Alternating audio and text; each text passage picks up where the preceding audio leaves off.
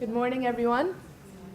Welcome and welcome to Happiness Jam, which will be presented to you by Ms. Helen Sell from Customer at Heart. Thank you. So let me first of all start off by welcoming you all to the Happiness Jam. Okay. And let me explain very briefly who I am. I'm a customer experience consultant, and I run my own consultancy business called Customer at Heart. And you might therefore wonder what I'm doing involved in happiness, and I'm also running a wellbeing session this afternoon. Well, the reality is, best experience, positive experiences are delivered by positive people. So in just the same way that we as customers want to be happy, and from your perspective, children and parents want to be happy within the schools, what I do is also work within businesses to help organisations and the individuals within organisations be in a better place and better position to be able to deliver these experiences. Okay? So, let's make a start and start exploring what happiness is. First question, so what makes us happy? And I'm actually going to turn this around and ask you to share with each other what actually makes you happy. And I've got a lovely little happiness ball. Okay? So what I'm going to do is just throw the ball. There's a few too many in here to do every single person. But if you catch the ball, just shout out what makes you happy. Okay?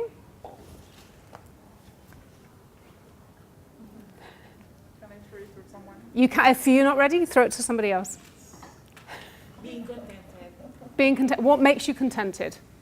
I have a family. Okay, having a family makes you contented. Wonderful. Okay. My kids. Your kids make you happy. Great. Flowers make me happy. Flowers make you happy. Okay, lovely. A sort of state of flow makes me happy, where I don't notice time passing very quickly. Excellent. You must have seen my script. No. Well, ambitious throw. Riding my bike. Riding your bike makes you happy. Wonderful. Who was it meant for? That throw should be for me. I would have catch. This is why I use a softball. When I learn something new, Excellent. Okay, fantastic. I'm always happy, but I'm more happy when I'm driving my bike. That makes me happy. Okay, excellent. Anybody else? Any more? Let's do one more. My kids' success makes me happy. Okay, your kid's success makes you happy. Because we often think that when we've achieved something, when we get the promotion, or we get more money, or we get this, or we get that, that level of achievement will bring us happiness. In reality, our happiness is actually made up from a number of different areas. Now, 50% of our happiness is determined to be genetic, and that's based on studies of twins. So we can say that we're already predisposed to an extent in terms of our level of happiness. Actually, only 10% of our happiness is determined by our circumstance. And to explain that, there was a study of lucky individuals who won the lottery, and also individuals who, through accidents, became paralysed. And through that study, it was identified that a year after that life-changing event, both two sets, the lottery winners and the individuals who'd been paralysed, had the same levels of happiness. And the reason for that is, and it's the aspect that we'll focus on today, is that 40% of our happiness is actually controlled by our thoughts, our actions, and our behaviours. So when we talk about happiness, and to an extent it's almost an incorrect use of the term, what we're really talking about, and what happiness science talks around, is basically positive psychology. It's how we can think more positively, and that in turn leads to greater levels of happiness.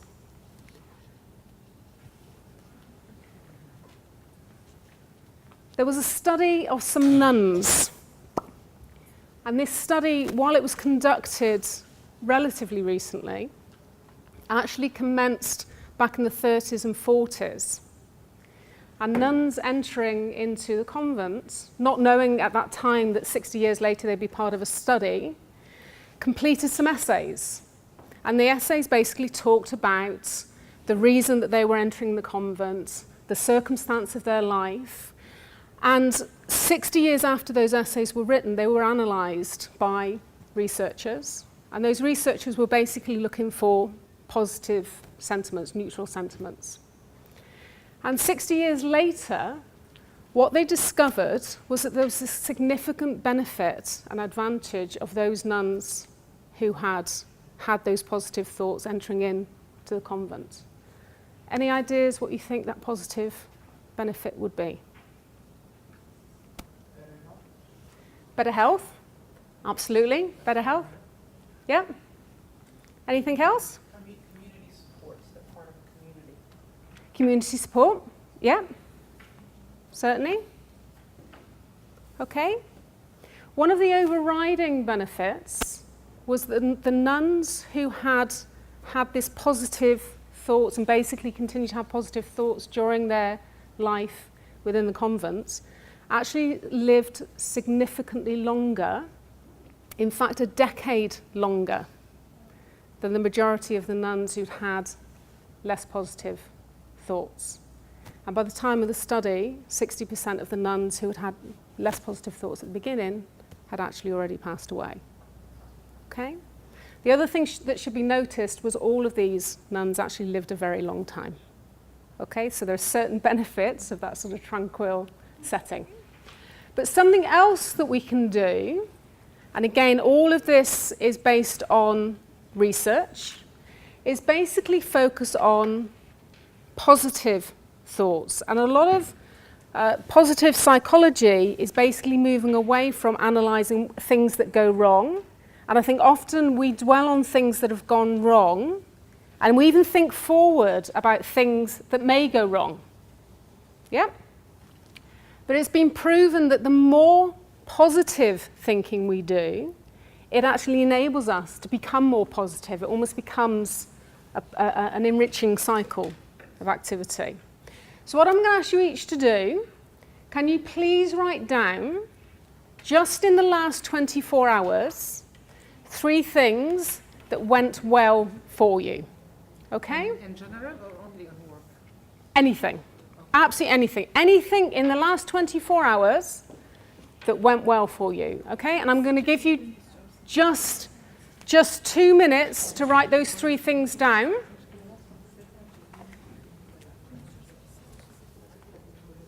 And if it was not 3, maybe 1 and 2. And this is the thing to consider. Okay? If you can't reach 3, however many you can come up with. Hopefully there'll be at least 1. How many of you have actually managed to get 3 positive things down? Okay, some of you struggling to get the 3? Yeah? How many of you couldn't put anything down? You all managed to get something positive? Yeah? Okay. Earlier, only 10% around circumstances. But I think the impact of circumstances make us happy. So when I reflected, okay, what made me happy? Yep. The traffic in the marina is finally better. Because the impact of that has sent my happiness quotient down. So now that it's better, it's sent it Yep. The Etisalat website finally works. Okay. So it's all these little practical things. Yep. That I think really impact us, even though it's only 10%. And I don't disagree, but the reason that is so low is the impact of that is short-lived. Yeah? So, and that's why. So those little things that make a difference to your day, like finding the parking spot, etc., even, the promotion, more pay, it works for a short period of time. Yeah? Until that pay increase that you had, your rent's just gone up, And that's the reason that that is so low, because, and I think this is one of the challenges for us. We all think that when X happens, and I'm sure you've been thinking, when they sort that tram out in, you know, it's going to be so much better. Something else will come along that will negate that. I hate to say it. Resurfacing, yeah. Exactly, yeah? And then it's back to circumstance, and we get into that treadmill. Applying this approach of positive thinking, and I would strongly recommend use this approach. It's been proven that by writing down, and it's very important, this journaling exercise, to actually write these things down, not just think about them, but to write positive things down. In the first instance, it's actually quite hard to do because we're actually conditioned to look for negative things. If I asked you to write 3 things that went wrong in the last 24 hours, I don't think any of us would have any issue. Yeah, that's the reality. But I would also suggest try this with your family. Try this with your friends. I try this. I've got 3 older children, 21, 18 and 16. Yeah? My 18-year-old and 16-year-old, I did this with them when I was first introduced to this concept. And what really disappointed me was how 18 and 16-year-olds, who from my perspective have got their whole lives ahead of them, came out of school one day and couldn't think of a single positive thing that had happened that day.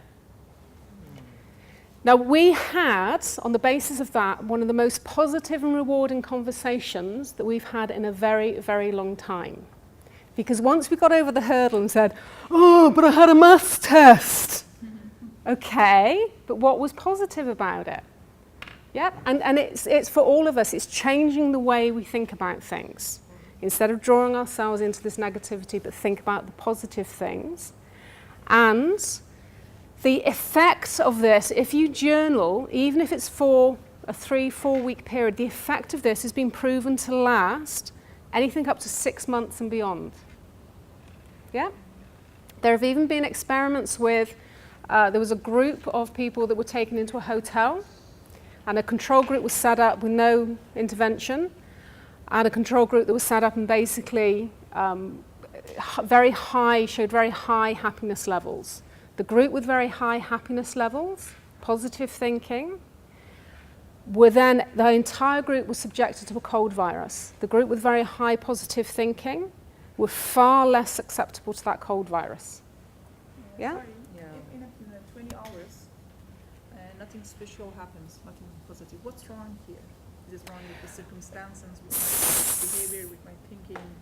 Some of it is actually our thinking, and this is what positive psychology is about. It's about changing our thinking. Because if we look back in 24 hours and we say nothing good happened, it did. We just failed to recognize that something positive happened.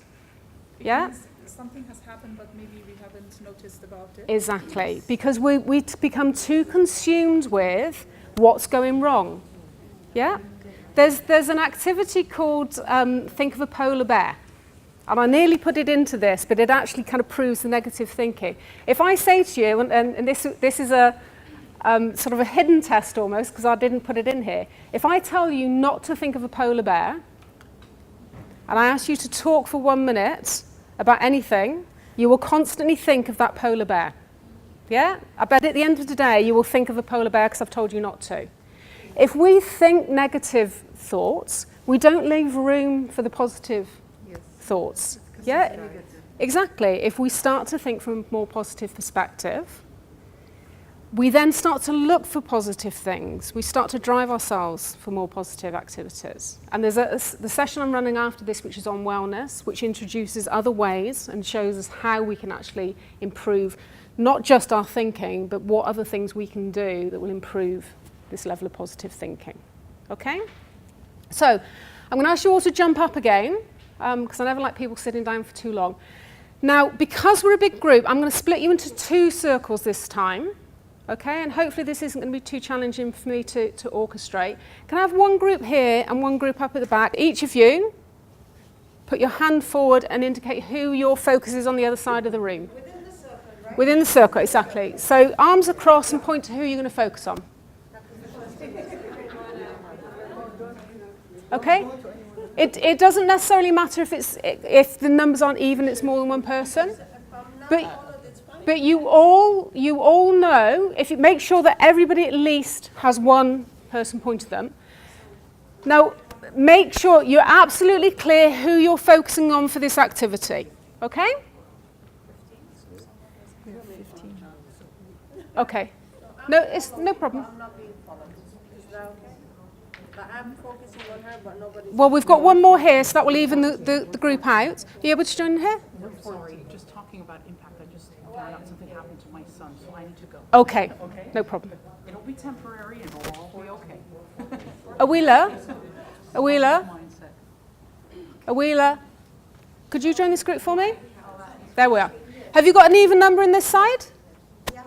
Your even number, okay. We're 14, we're good. You're 14, it's okay, no problem. No problem. No problem, we're fine now.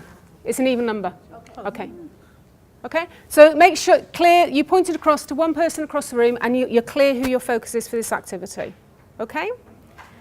What I'm then going to ask you to do, I want you all just to look down at the floor until I tell you to look up.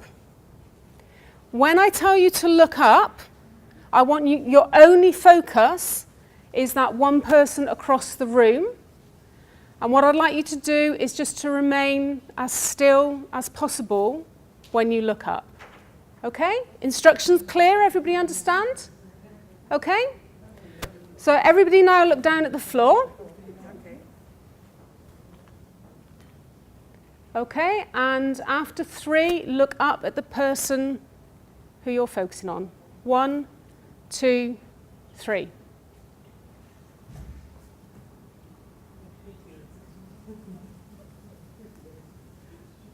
Yeah? What typically happens when you run in those activities is that something will happen. There'll be a trigger, somebody moves in some way, and that ripples around the room, and then you get this whole kind of cascading of different behaviours. Okay? Now, for the fact it didn't work in that way in this group is interesting that you are actually very structured and you really did stick to the rules, because often people start to question what's going on and they start to mirror other people's behaviour.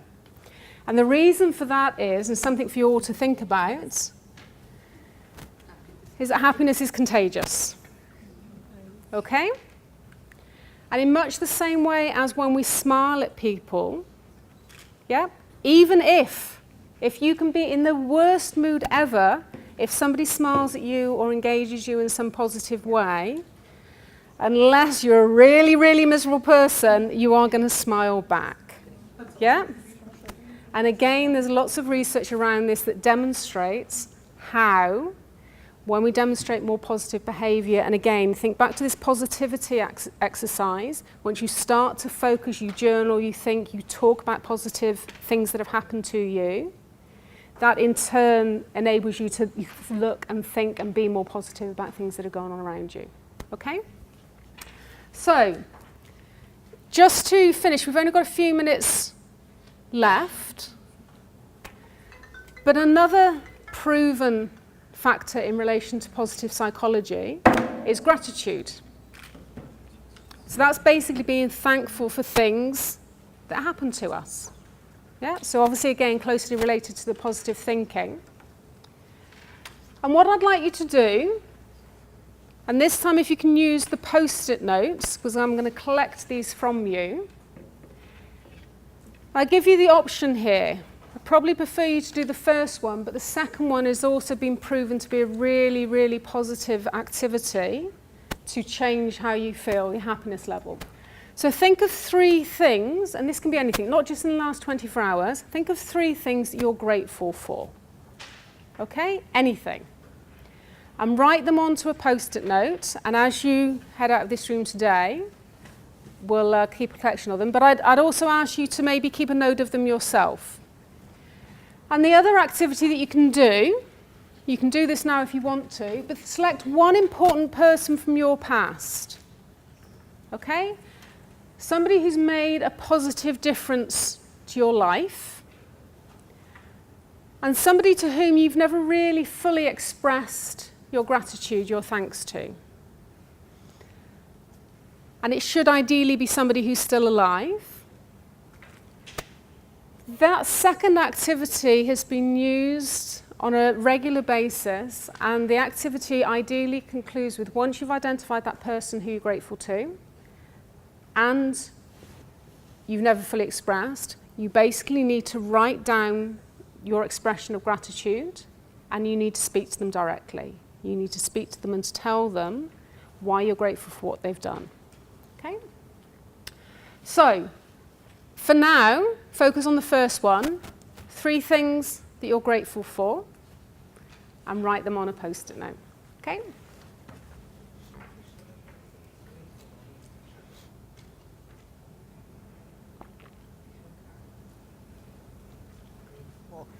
This activity, if done on a weekly basis, has been proven to boost happiness levels by 25%. Okay? So these activities, there's a science behind them, there's lots of research behind them that have been proven to change the way that we think and we act and we behave. Okay? So this has been a very short, very quick burst session, but I would strongly advise you all, do a little bit of research yourself in terms of positive psychology. Yeah, it's labelled under happiness, but really it's positive psychology. Look at the impact, and I would strongly suggest just try these activities. Try these activities out and see what a difference it makes. Even if you just do that 3 positive things in the last 24 hours, just do it once. Yeah, and engage in conversation with your family about that and see what difference it makes to you. Okay? So, I'm extremely grateful that you came, and thank you for your contribution. And I do hope you can take something away from this workshop. Okay? Thank you.